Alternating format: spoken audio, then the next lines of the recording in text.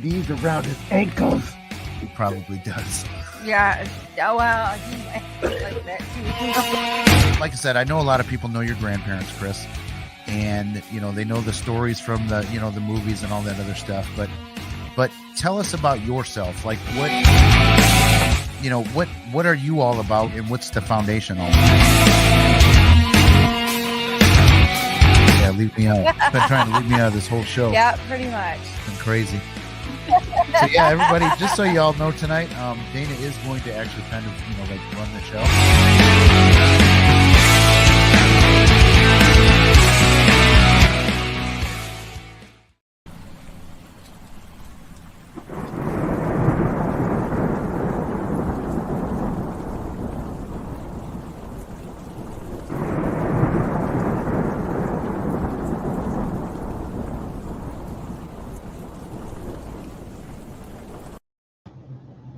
Okay, we always have to show the disclaimer. Welcome everybody, or the one person that's in here. Tell me who's in here in the comments. My name is Jeff, the Green Swamp Medium. This is another edition of Boo Bites on the Paranormal. People know I like to have fun, but we're gonna talk about a few serious things tonight. But first, I want to start out by saying, yeah, we need that disclaimer. It's always appropriate, Dana. So apparently Dana is the only one watching. Excuse me. I just took a big swig of Pepsi before I went live, so Pepsi gives me the burps. I apologize. Maybe I'll wait a couple minutes and see if anybody jumps on.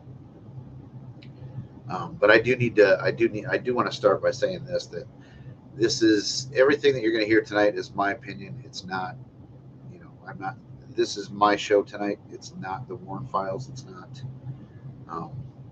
I'm not speaking as a representative of the foundation or anything like that. This is all 100% me. So I should add that just in case, because, sometimes you talk about certain things and people get offended and all that fun stuff. So, okay, 3 minutes. No one's on. I wonder if I should share it to my personal page. I think it's been so long since we really don't post much on Boo lately, so I think people aren't seeing what we, the very little that we do post, because we don't post on there very often. Or I'm just that boring. That's very possible too. So let's go on our phone and we will find that. We're going to share it. Yeah, it bumped us up to 3 people. Sweet. So everybody that jumps in, please let me know who's in here and say hi and all that stuff. So yeah, tonight, like I said, I'm speaking for myself. I'm not speaking as a director for the foundation or on behalf of the foundation. I think most of the people in it would agree with what I'm going to say, but I just I want to add that, because I'm not speaking for the foundation tonight. This is not the Warren Files, which so I wanted to let everybody know. Apparently Shelly's in here, but I can't see. Don's in here. Hey Don, how you doing? Oh, there's Shelly. Okay, how you doing, Shelly? It's been a while. We haven't been on here lately. I've had people tell me that they like 2 shows that we do. One, they like the shows where I rant, and they do like the drinking shows. So thank God I chose tonight to do this, because Dana is going out of town this weekend. Otherwise, we could have done a power hour and a rant combo show on Saturday, which definitely would have got me in trouble. So it's best that we're doing this tonight. Hey Jerry, how you doing? So yeah, tonight I want to talk about a couple things. I've seen a lot of stuff lately on my personal cases, and I've seen a lot of things. I guess what it boils down, I watched a video last night. It was, and I'll tell you more about, there's a client that I'm monitoring because I don't want this person to do any damage to the foundation. So, I creep on her page a little bit. Plus she's very predatory in who she's, when she's contacting these paranormal groups to come out. There's been some famous people involved. like I said, I'll get into more of that story later. But the latest person that she talked to had a reverend on, what he calls himself. Okay, how do I bounce this guy? Block user. There you go. So anyway, so I watched this video last night, and this guy is a self-proclaimed exorcist. He's not. First of all, that's one thing we need to discuss. In exorcist, you have to be a Catholic to be an exorcist. There is no Christian that can call them, because the rite of exorcism is a Catholic ritual. It's straight up Catholic only. I mean, you can be a deliverance ministry or anything like that, but you can't say that you're an exorcist unless you're involved with the Catholic Church and you are doing that specific rite of exorcism. So for this guy, first of all, strike one, he's running around calling himself an exorcist. Second, he's doing this exorcism on this guy. This guy's sitting in a chair. I mean, this could have maybe been a real possession or mental issue or something like that. But this exorcist was telling this guy and telling the viewers. So the first thing, when this person reached out to this exorcist, the first thing he wants to do is, well, I got to show you a video of mine. This was the most violent exorcism I've ever done. And, so he shows this video, and it's him standing there with a cross, and he's explaining to this client what he's doing. He's basically saying that he's using, I forgot what he called it, but some technique where his words will control whatever entity is in this guy. But then he's saying that the devil himself was in this guy. So Lucifer was possessing this guy. And this guy, I mean, mind you, he's worked up and he's irritated, but he's sitting in a chair like this. He's making faces and like, I got to think, if you're actually dealing with the devil and trying to cast the devil out of somebody, which I don't think it's biblical to begin with for the devil to be possessing people anyway. So, that's another strike. But if it were the actual devil, I don't think that guy's going to get up out of that chair and toss that guy across the room. This is not, and then also in the background, this guy's wife and supposedly some other family members were in the room. They're laughing, like they're calmly standing there laughing, and the guy explains that away to this client as, well, that's the devil making them laugh. And I'm like, okay, let's assume for 1 second, which even though I know it's not the truth, let's assume for a second that it was the devil, and the devil was making people laugh. That's goofy, but okay, let's say that was the case.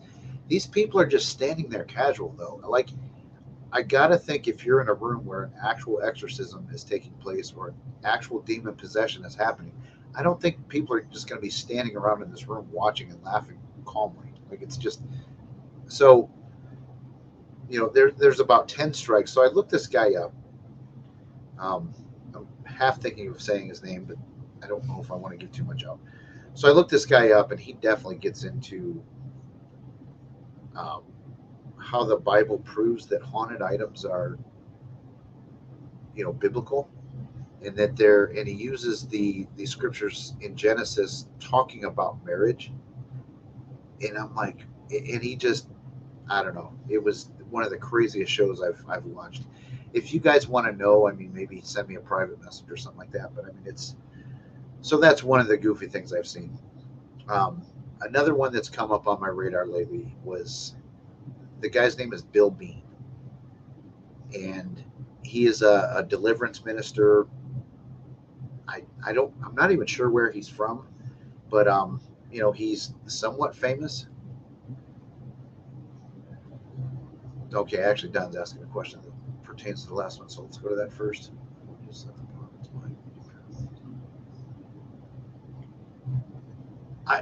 Don, I don't, like I said, I don't think the devil himself would ever possess anybody.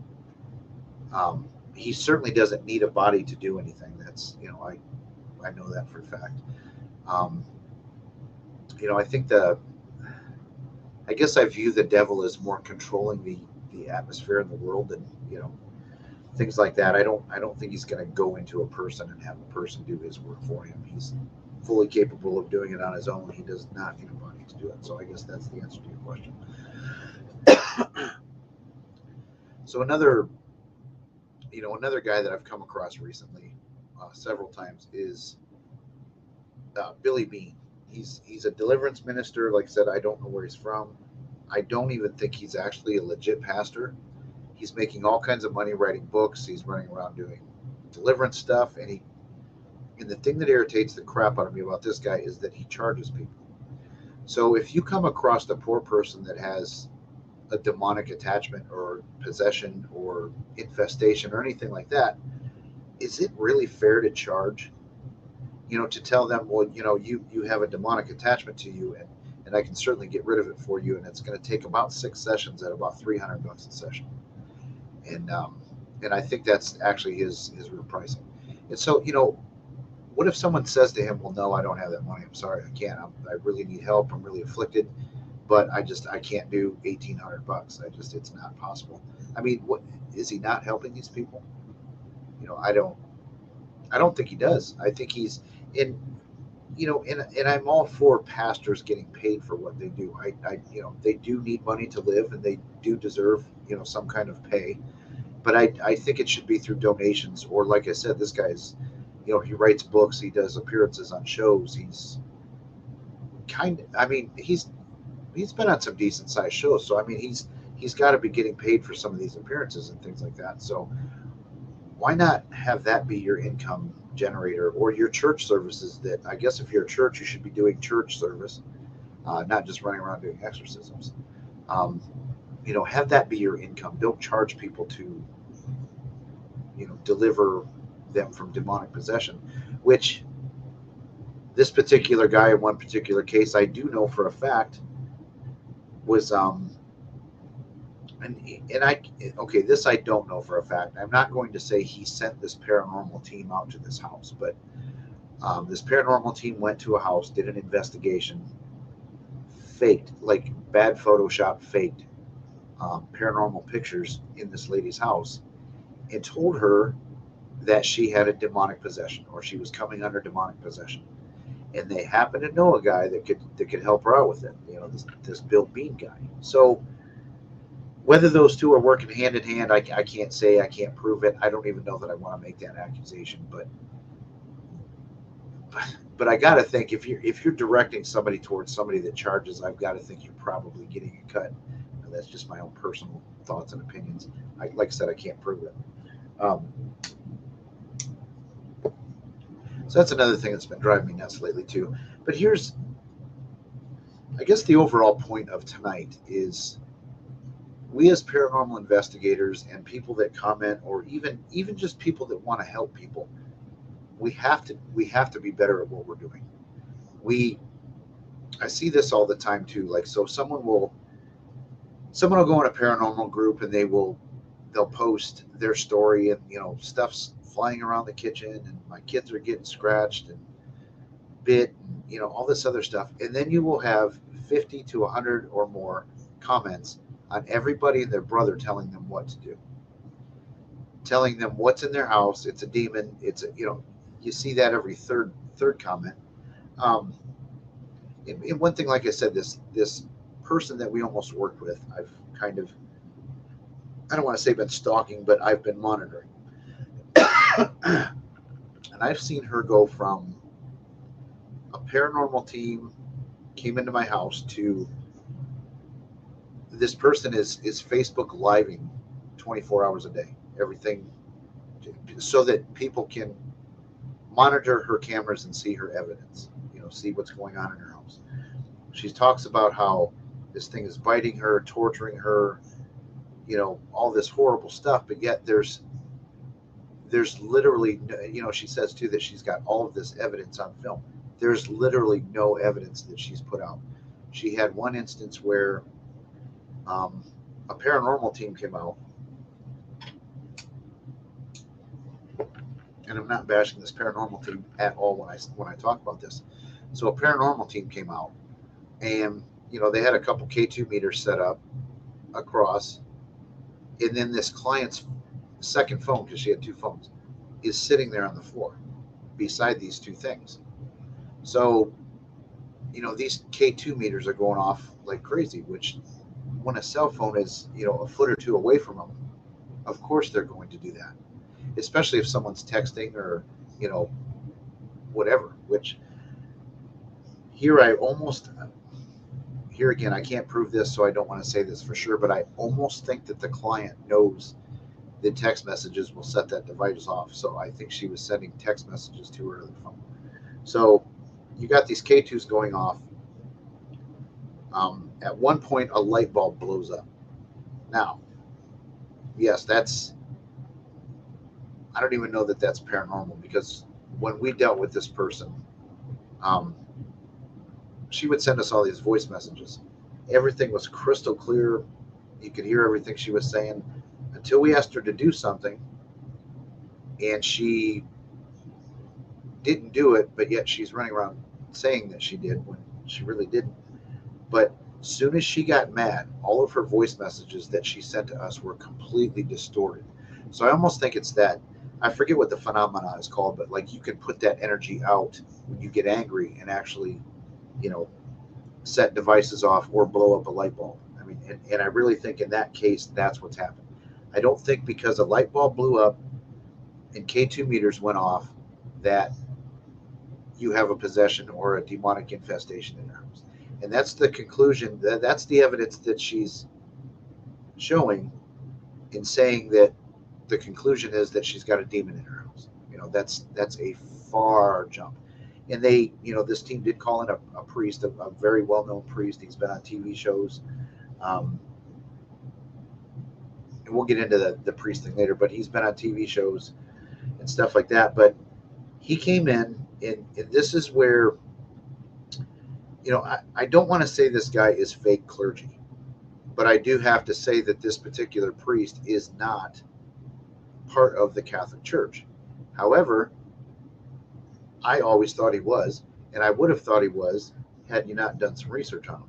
It looks to me, and I could be wrong, that this guy has basically set up his own Catholic order, calls himself a priest, uses all of the terminology. Hey, Butch, how you doing? Yeah, kinetic energies, Shelley, that's what it's called. And I think that's what happened in this case. She got angry and the light bulb blew up. So, we've got this problem where we've got all these Catholic churches and orders. They're running around using the terminology of the Catholic Church, which, here again, it's they can do what they want, and I'm not necessarily bashing them for that. But where the problem comes in is that, so now in this person's story, she had a paranormal team come out that captured all kinds of evidence. It was so bad that they had to call a priest. This priest came out and did a minor rite of exorcism. And that's very specific and very important. I mean, if I was to, let's say, Shelley, I told you, well, maybe but, let's say the average person that doesn't really follow paranormal stuff or anything like that. What if I said to you that what's going on here, we need to do a minor rite of exorcism? What are you going to think that is going on? I mean, I think the average person would think that, oh my God, they would go to the movie The Exorcist. They think a priest is coming out here. They hear the word exorcism, so therefore it's a possession and I'm screwed. But the minor rite of exorcism is what most of us paranormal people call a house blessing. Very common, has nothing to do with demons. It's, it's this priest came in and blessed her house, but it's called a minor rite of exorcism, so therefore it gets turned into this big thing. So now, you can see that in her story, she is getting more and more scared at each point because it started out, the paranormal team caught evidence, this light bulb blew up. To my knowledge, no one explained to her, actually, I take that back, we did, that kinetic energy phenomena is a thing, and she doesn't want to go with that. She wants to go with the fact that it's demonic. So now we've got a priest that came out, did a mass, did a minor rite of exorcism, house blessing, and this thing is still there, according to her. That's true. Yes, exactly, Don. So Don's making a good point too. And actually, this priest did not follow up with her because there was nothing demonic there. He told her that, at least that's what he told us. He told her is that there's nothing demonic there. We did the house blessing, and that was it. We told her stuff to do. But yeah, and Don makes a good point. From what I understand, a true exorcism can take weeks and months or longer. That's absolutely true. So had this guy felt that there was a demonic presence or possession or anything like that, he knows, and he even told her too, I believe, that you know possessions and things like that take weeks to get rid of, and he would have been under she would have been under his care had there actually been a possession going on. I know for a fact that the paranormal team that got involved, or one of them, um, told her the same thing. They said, "Look, if it that kind of stuff takes a long time. It's not." That was another point that I wanted to bring up, and I know I ramble sometimes on here because I'm not very good at this, but is what was I going to say? Oh my gosh. Well, I'm sure it'll come back to me. Oh God. Oh, now I feel stupid. But so, like I said, so each thing is building this girl's case that she has got a demonic infestation, and now she is so obsessed with it she is broadcasting from her apartment 24 hours a day. So I really think and she crossed this line weeks ago. I don't think she started out with anything, but now I believe she's really. You can become so obsessed and so laser light focused on this one thing that I really think she's in danger now. But her problem is too. Oh, that's where I was going. Her problem is that she thinks, and I don't know if this comes from TV or what, but a lot of people think this, and I've had clients like this as well in the past, that they think that the process is okay. So I find Jeff on the internet as a paranormal investigator. He's going to come. I'm going to tell him that I'm seeing shadow people. The crosses on the wall are turning. All this evidence and this and that and the other thing is going on. He's just going to come over here, wave a magic wand, maybe do an investigation first for the heck of it, but then it's going to all be gone, and I don't have to change anything I do in my life. I don't have to change the way I live. I can watch all the ghost shows I want. I can watch horror movies. I can listen to Slipknot. I can, do whatever I got to do. Well, that's the farthest from how it works. I've gotten a little grumpy with clients recently. I had one that did that. She just called me out of the blue every couple of days, and sometimes 1:30 in the morning, to tell me something that happened yesterday. So if you're calling me at 1:30 in the morning, you better have just gotten shoved down the stairs and somebody's like got broken bones and you need a ride to the hospital. So that's you don't call me at 1:30 in the morning and tell me that you saw something out in your backyard the day before. And one thing I always tell my clients is to journal. That is very, very important for us to figure out what is going on. This isn't a different one, Dana. This is the one that I lit and it went out. This is actually, I think, the first one I've had on the show. Maybe not. But so I asked them to journal. That's super duper important. One thing, if for nothing else, it shows me that you're committed to helping yourself. Because in theory, let's say you've got stuff going on and we're trying to capture out, we're trying to figure out what's going on there. So a lot of times my first step isn't really to do an investigation. I'll go set up cameras for a day or two. You tell me what's going on. You say it happens every day. Well, I'm going to come set up cameras for a couple of days, focus on, the areas that you're saying things are happening. So my camera system, I have 4 cameras, 48 hours. That's, let's do the math. It's almost 200 hours of DVR footage. Now, a paranormal event can take a split second. So let's say 5 seconds of paranormal activity happens in that 200 hours. In theory, if I'm doing my job and analyzing properly, I'm sitting and watching this DVR footage for 200 hours. So that's why I always ask the clients to do a journal, because if you're not going to put forth the effort and write down detailed things of what happens and when, and who witnessed it, and details about the event that you're telling me happened. I'm not going to spend 2 hours sitting in front of a TV watching DVR of your cat sitting in the living room laying on the couch. That's a big ask. You're asking me for, and anybody that's ever analyzed DVR footage knows that, like, let's say you have 3 hours to watch. It takes about 4 or more to watch that 3 hours, because you see something, you rewind it. Well, like, I don't know if I saw it again, and you know so what 200 hours of DVR footage takes way longer than 200 hours to actually sit there and analyze. So when I simply ask you to do a journal, and I see that when I ask to see a picture of your journal, and then 10 minutes later you send me 4 or 5 lines of something that clearly you just typed up, um, yeah, that irritates me. And I'm not going to come out, I'm not going to set cameras up. And if you can't do simple steps, I'm not going to help you. It's not me being a jerk. It's now, if I really thought someone was in danger or something like that, that's a little different. But if I really think a lot of what's going on is in your head, or get the feeling that it's not harmful, or something like that, I'm not going to come out and put in the work if you're not going to put in the work too. Um, because at the end of the day, let's say you truly have a haunting going on in your house. I can't just come over there and kick something out and expect it to be gone forever and all that stuff. I mean, that's some TV stuff. That's not how it works.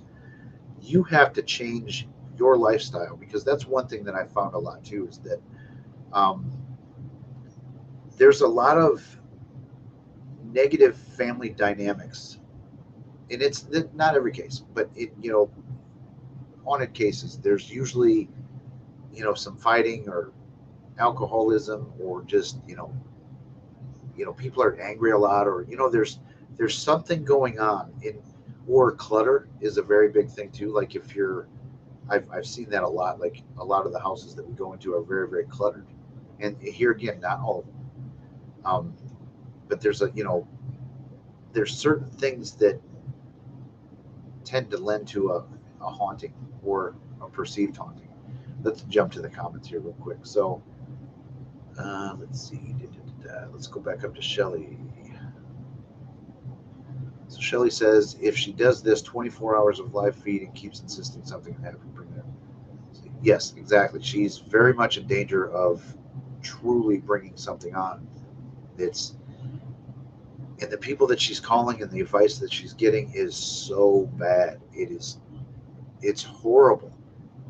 And another thing that I've noticed that she'll do is she'll call up paranormal teams on Facebook Live. So this one team, I actually got their phone number and all this stuff, and I would never, ever, ever call anybody and say don't help a person.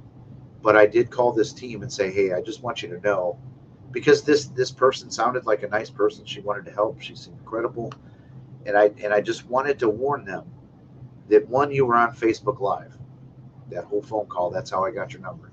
And two, I'm not saying don't help this person. I'm not saying don't get involved. I'm saying go check her out. Do a background check. That's something. And I've seen this happen too in some of the foundation cases where, and I'm not saying some of the cases, but some of the people in the foundation have had this experience that, you really gotta do background checks on your clients as well, because there was another story of a guy who would prey on paranormal teams.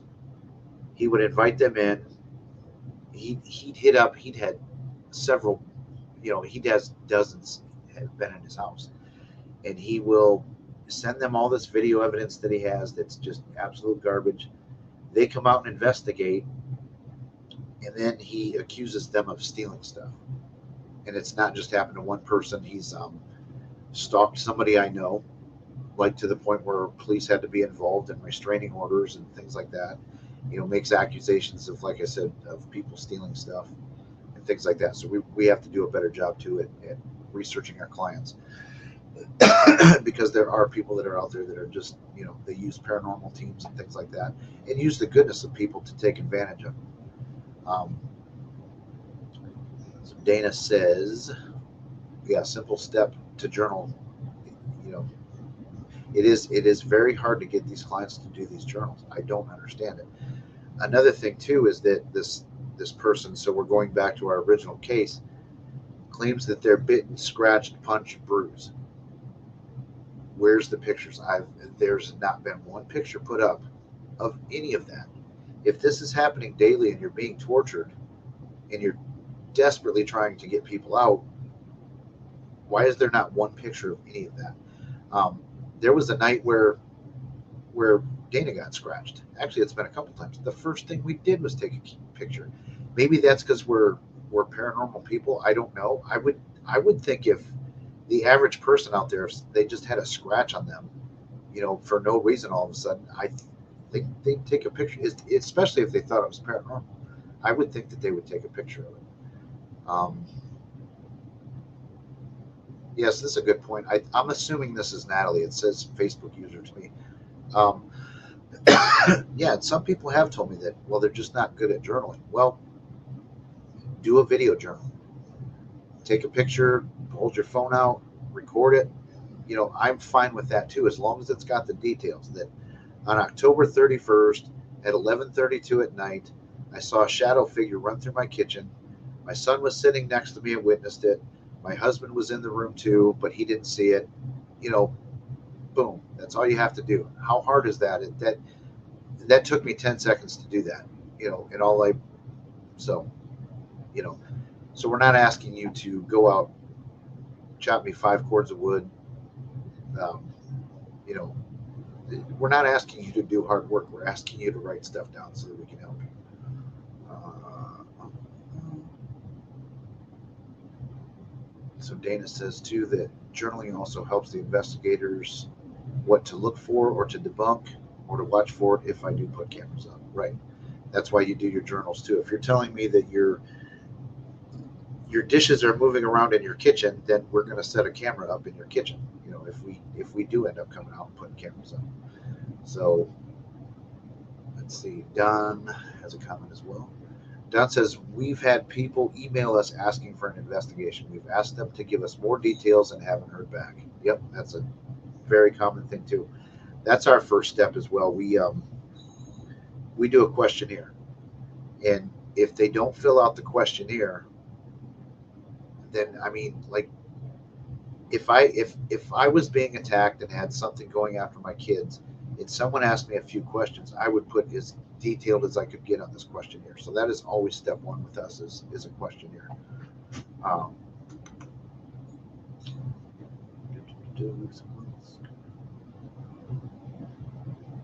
yeah, that's a point too about because I brought up the fact that we don't just come in there and wave a magic wand around and get rid of what's in your house and you go back to living and everything's all hunky dory. It doesn't work that way.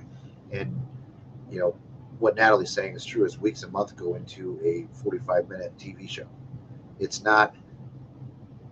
They don't go there for one night, look at the evidence that night, and then boom, it's all filmed in 24 hours, and then a producer puts everything together. That's not at all how it works.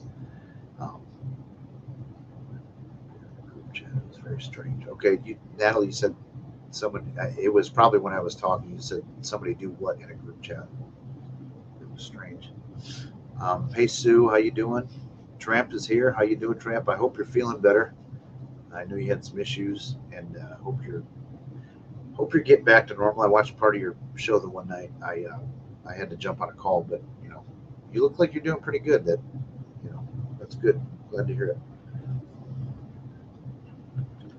So, I mean,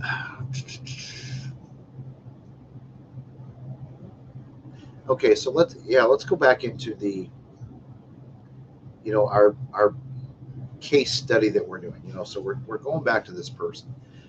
And another thing that I noticed is that this person actually posted in a paranormal group that I'm in. She posted her whole situation, this, that, everything, and a lot of it was very exaggerated. And I know what she said about us was not true. Um, it was, it was politically true. There's little truth into it, and then a whole lot of stretch and exaggeration. It's here nor there. But so I see a lot of people that, and I really think that probably a lot of them are good people, but they tell people how to, okay, what you need to do is walk around with some sage and say the prayer of, you know, the Archangel Michael. They'll tell them these things that they have to do, or if people ask, so what do you guys think I have in my house, and they'll post a picture. Oh, that's clearly evil. I'm getting bad vibes off that picture. It's not good. It's so you don't know this person's mentality. They could be, paranoid schizophrenic. They could have mental problems, and you're now telling them, you're putting more fear into them because you looked at their picture and you think that something bad is in their picture when there's nothing in their picture at all. Even if you thought there was something bad in that picture, you probably should say it without knowing any background on the person that's posting it. That's another very common thing in the cases that we get, is that I'm trying to think. I almost think every one that I have right now, I take it back. One doesn't. So the cases that I have, almost every one of them, it's they're 10 times more scared than when they started because a medium told them something, or a paranormal team came in and told them something, or they got advice on Facebook on how to get rid of something. It's always, we're never the first person that people contact. It seems it's always they've had people out, or they're calling us because of something that a psychic said, and that's, like I said, let's say this person then has a mental problem. People could literally die. Like, and I'm not being dramatic. If and I've seen this a lot in paranormal groups, so I'm not just making this up, but let's say you have somebody that has got mental problems. They're posting their paranormal problem in a Facebook group, and you tell them that there's something demonic in their house and that they're probably coming under possession. Then they kill themselves. I mean, that has happened before, so I'm not being dramatic, but that is a very, very real possibility. It's, when you don't do any background and you don't know the psyche of the person that's asking the question, you shouldn't be telling them that negative stuff is going on. Even if you truly feel it, okay, there's another client that I have. I have a very, very, I'm pretty sure that what we're dealing with, and I never ever in my life thought I would say this, because I hate when people jump to the demon conclusion right away. But I really do think that this case is demonic. I've been dealing with this person for months now. I have not said that to them. I think deep down inside they know, because, they did something really, really stupid a long time ago and really opened the door and never closed it. So, there is an opening as to, and reasons why I believe it's demonic, and it's not just because of what he did years ago. It's, there's a whole lot involved in that case, but I have yet to tell this person that, because I'm trying. I have not told him anything to make him more afraid than what he already is, because that is not fair. It's a distance away, so it's not like I can just go to this person's house and be with them and tell them stuff. It's like, this person was also, this is another thing that really, really pissed me off, and this was last week. So this person had another paranormal team come in a long, long time ago, and this was after he had done a lot of spell work, black magic, summoning things, rituals, try to curse people. I mean, he feels horrible about it. He knows he screwed up. And so afterwards, but he also does have some, like, he's had some traumatic brain surgeries and things like that. So there's, and seizures, and there's a lot of medical history as well. So this pastor, what was that? So anyway, this pastor comes into this guy's house, and this is another one that I would name him, but his ministry has already collapsed because it was proven that he was a fraud. So he comes into this guy's house. They do an investigation. I don't know what them to believe that they needed to perform an exorcism on this guy, but they did. They physically restrained him in a chair and did this exorcism on him. And that to me, and maybe I'm wrong, but to restrain somebody like that, I think is just horrible. So, and then it doesn't sound like anything helped. It certainly didn't help the guy. Maybe he said it did for a little bit, but obviously it didn't help because we're still dealing with him today. But then this team, what I'm telling the story, and this is completely different than what this team did. This team actually put him on their show, and this goofy pastor comes on the show, and he's talking about all of these things that are possessing this guy. Satan himself was possessing the guy, this demon, that demon, and it just everything he said was completely unbiblical. And just like, why would you bring this guy on the show? In that, because, I mean, I know why. It is, people are obsessed with demons and demonic stories, and they knew that they were going to get a lot of viewers and listeners and things like that for this show if they brought him on here. And I'm not saying that any client that would come on and tell their story is a bad thing, but this guy, they if you knew him, they took advantage of him. You know what I'm saying? It's like they absolutely took advantage of him in his situation, and they put him on the show. It was the worst show I've ever listened to in my life. But like I said, I kind of monitor things and things like that. So, I gotta go up here. So he gets on there and tells his story, and it's horrible. And this pastor talks about all this just dumb shit. Let's go back to some of the comments. Man, I might be on here shorter than I thought. My throat's kind of getting goofy. Dana says, one of my rules as a medium is to not tell a client anything. That is the job of the case manager. And I think a lot of people in here know that, but that is absolutely 1000% true.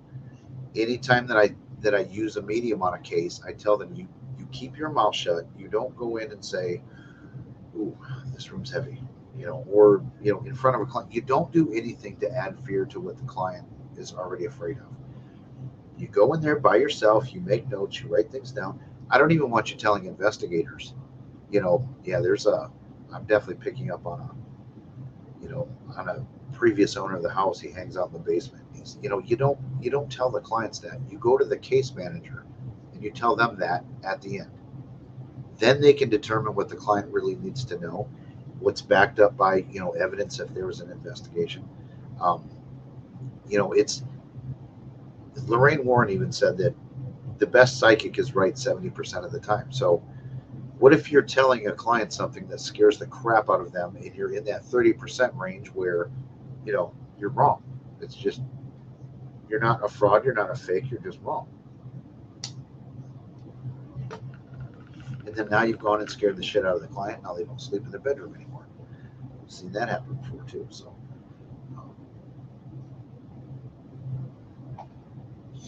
okay, let's go back to, it's like a case I'm working on now. This is Natalie. She's a new member of the foundation. She actually was on a show of ours on the Warren Patreon page. So, but she's saying that it's like a case I'm working on now. A demonologist and a medium told this young, inexperienced teen that they were being, I assume, haunted, and this demon would slaughter them. Yeah. So that's another bugaboo. What makes one a demonologist? I think I meant to do this earlier, and I wanted to look up how easy. Let me do this real quick. So while we're talking here about demonologists and who they really are and what they do and what makes them a demonologist, I'm going to type this up and see how. My bet is that if I had like $50 in 10 minutes, I could probably walk away with a printed certified demonologist certificate, and it would make me a demonologist. So how to become a demonologist. Let's see where Google takes us. Oh, This is hilarious. Okay, so I am going to out this guy right now. Um, I truly think that if somebody is doing the work of a deliverance ministry or a true exorcist, they're not going to be selling on Amazon. You know, so the guy's name is GP Haggart, and he's the guy that I first talked about. That's in talking to the client, the first thing he wanted to do was show his video of the worst encounter he's ever had, which I've talked to people that have had experiences doing deliverance and things like that. That was not the worst encounter that I've ever seen or heard of. I mean, it was actually kind of pathetic. So this guy wrote a book that you can buy. So I can buy a book and become a demonologist. Diploma for Modern Demonology for Paranormal Investigators. Let's hit that one. Ooh, this is a .org, so I can enroll for $42. That's great. Let's see how long it would take if I actually wanted to do it. I'm trying to read on the fly here real quick. Okay, so at 3.5 hours, I can become a demonologist. That is fantastic. No, boo, don't leave. I can sign up today for half price. That is fantastic. Oh, geez. And I've seen people walk around with these. So there's two examples. Those were the first two things that I saw when I typed it in. But I guarantee you that there's websites that you could go to, probably cheaper than that, probably 10 or 15 minutes. You could walk away a certified demonologist. And then you can show people your certificate, and that adds credibility to everything you do in the paranormal world. So,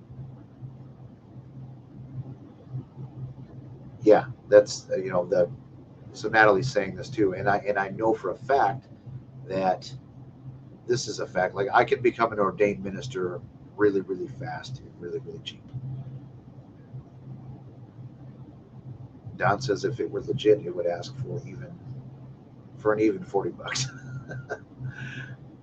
Yeah, so $40 is acceptable, but that extra $2 is just shady. That's hilarious. Usually, I'm surprised Jerry's not typing in the comments like 4 or 5 different locations where I can become a certified demonologist in 5 minutes. Like, I'd love to do it in the time of the show. That would be fantastic. But I guess one of my beefs too, like I said, is that we run around and we use these terms. We use terms like church. I mean, to me, that means like, okay, an established brick and mortar building, and that doesn't mean church has to be that, but it's an established church with a pastor that is gone through years and years of schooling to become a pastor. And so when people say church, I believe that probably 90% of people picture that in their head. It's a established place. It's an educated pastor. It's not just somebody that went online and got ordained and now they're running around doing deliverance ceremonies, calling them exorcisms on people for a price. Um, so that's a term we have to be careful too. And like I said too, the Catholic terminology gets thrown out there a lot as well. Um, like I said earlier, the rite of exorcism is a Catholic ritual only. A Pentecostal church is not going to give you an exorcism. Yeah, they can help you if you do have true demonic issues and things like that, but they won't call it an exorcism because that is a Catholic thing. It's Catholic only. The Assemblies of God people are probably going to call it a deliverance or whatever. Um, yeah. So Stephanie is saying that she knows somebody too that charges $650 per deliverance. I believe I don't know if you've been on the whole time and just not said anything, but I believe that's who I talked about, or one of the people that I talked about earlier, because this person is all over. They've got a great book, and there's nothing wrong with, like, let's say you are an exorcist and you're legit and you're true. I have no problem with you writing the stories and putting them in a book and selling it. It's a free country. You have a right to do that. It's actually probably a good idea, especially if you're legit. Ouch, that candle's on. especially if you're legit, because people do need to hear some of these stories.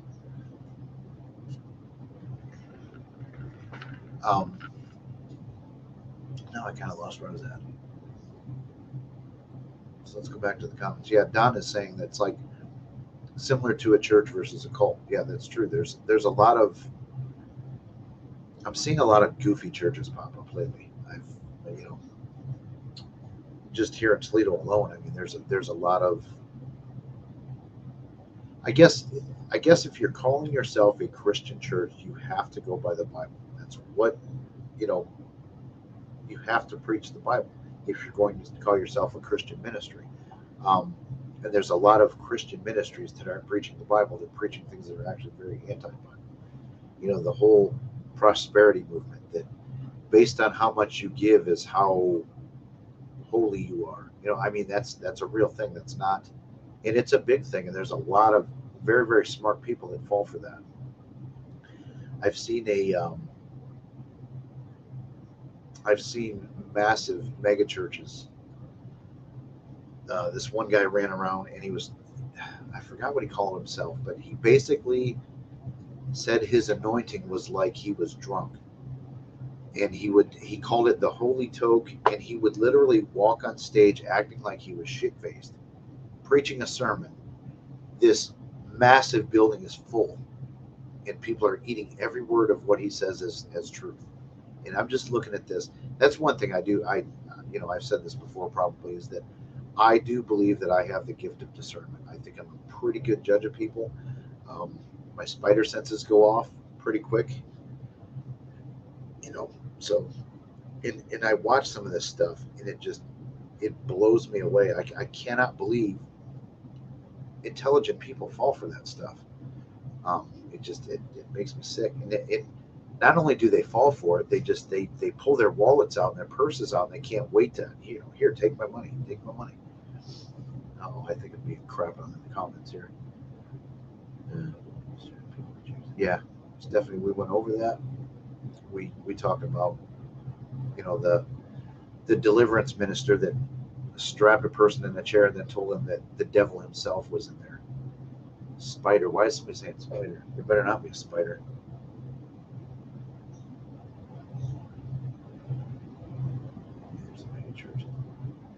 Yeah, Don. That's actually the funny thing. So, I believe you're talking about Calvary, which that's actually the church that I grew up in.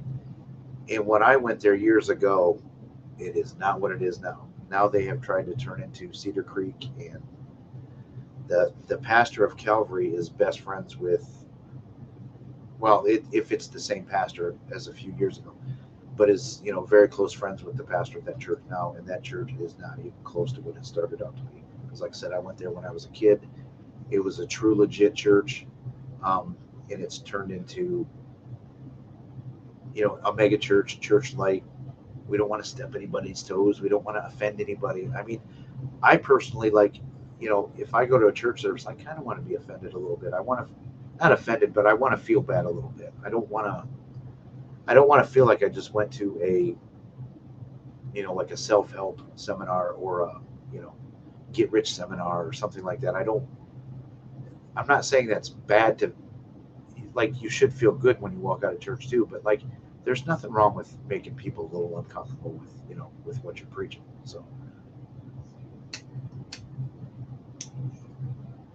I can't believe I've rambled for almost an hour already.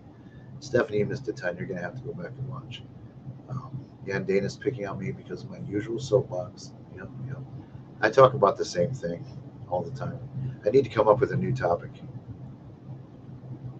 I think me and Joe Frankie, we need to redo our speeches.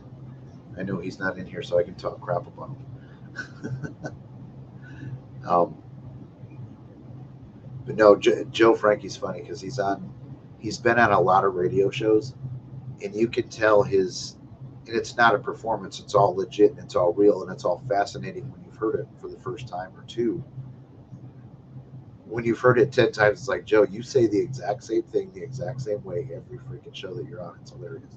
So it's time to update your little speech there, buddy. But I tend to do the same thing. I just get out here and whine. Um, have you met you yet? What did I say? Don says he's the same way. I don't know, or Eric Tramp said that. I don't know what you're talking about.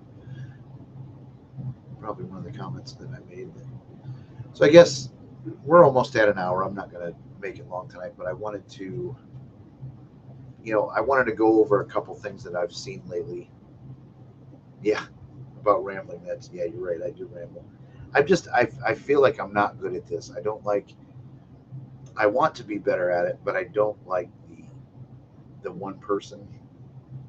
I mean, I just don't think I'm good at being on here by myself. I usually need Dana in here to talk to. It's a lot easier to do a show when you're talking to somebody that you can actually see. So it's yeah.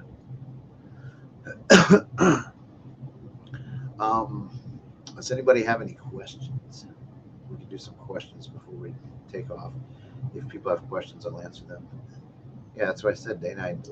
It's a whole lot easier to do this show because when Dana's sitting here, it's like I can talk to somebody. I can look at them and say them. And unfortunately, you have to sit there and listen to me ramble. But at least there's a face that I'm looking at. Yeah, Dana's taking a step back for a minute. That's all I want to say about it.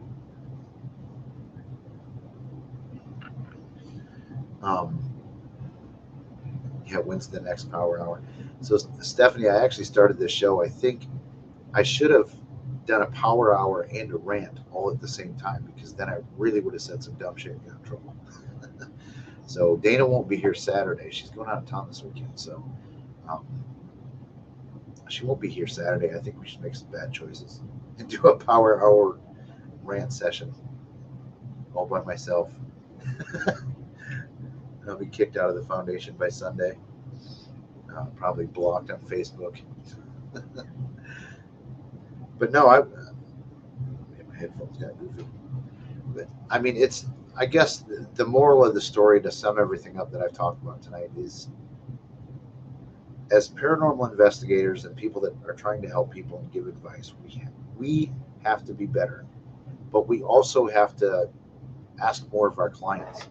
I mean, I think, and I was the same way for a while, so I understand it. I think a lot of times you hear a story, you're so eager to get out your cameras and your recorders and go in there and capture stuff and all that other stuff that you don't vet the clients first.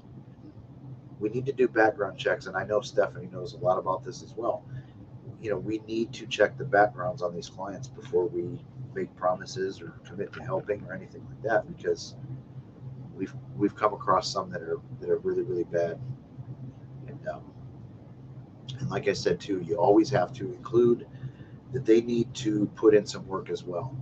And one of the clients that I had, I gave a very simple task to, and it hasn't happened in 2 days. So I think I'm going to have to be a little angry when I talk to this person tomorrow, because I mean, it was a very simple task. Pretty much call me. That was the task. And I haven't heard, so we're gonna have a little chat about that. But it's very important that you have the clients put in the work too, because at the end of the day, I'm not coming in waving a magic wand around, kicking something out of your house, and you get to go back to living your life as you did before. It's you're ultimately, we can guide you through the process, but you're ultimately going to have to be responsible to keep anything out. You're going to have to play a big part in taking over your own house. It's it's your house. You're going to have to be the one that takes it over. So let's see here. Yep, dealt with this 1,000 times. That we had a client where they'll send you a picture. Look at this thing, it's on my back. Like, no, that's camera pixelation. There's absolutely nothing paranormal in this picture. Yeah, but did you see the one with the orbs in the office? Yeah, that's pretty much like they're hovering over the heat vents, and that's dust. Well, did you see the one? It's like no matter what you say, they will disagree and they will argue with you and fight, and they end up walking. And that's why I say that us paranormal investigators need to get better, because they will eventually find a team that will agree with them tell them that all their pictures are paranormal. It's most likely demonic, and then we'll get a call again because now they think they're possessed, and then we'll have to deal with that. So we're at an hour. I think I'm gonna wrap it up because I'm definitely into the rambling category right now. But yeah, I think maybe the Power Hour will definitely return again soon. Um, I think that probably should be done more than just on Halloween. Although we flirted none of us got a call into HR after we did that, which was very good because we had foundation members on that night. But see, the thing is, if I found if we include Joe, we can get away with a lot of crap because um, he is the what's his position? The chairman of the board. So as long as we include him and he's in on it too, and we can get away with a lot of stuff. But no, I think we flirted with getting in trouble, but didn't quite cross the line. So that's hopefully where the Power Hour stays, is that we just get to that line, but we don't actually call it. So, or cross it.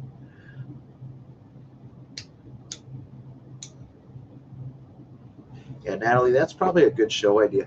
Actually, maybe I'll have on as a guest sometime. Um, Joe is part of a class that we were involved with at Owens that we did with Tobes, and he had a fantastic presentation on mistaken paranormal photography. He explained how cell phone cameras work, exposure, shutter speed, all this stuff and how it works and how paranormal pictures get captured. So I might have to have him on again sometime because I think everybody should hear that presentation because it was very good. He put it into terms that were understandable and rememberable. It was geeky techie talk without being too geeky or techie, like so the average person could understand it. Joe is definitely the instigator according to Dana. And that's absolutely true. He likes to blame others and pretend that because he's older he doesn't remember, but he knows what he's doing. So, all right, everybody, I'm going to wrap it up because I'm rambling. And I know I say that 35 times before I actually do, but this time we are actually going to wrap it up. Thanks, everybody, for joining. I know it was a last minute spot. Yeah, definitely poor Annabelle. And if you don't know what we're talking about, go back and watch the show.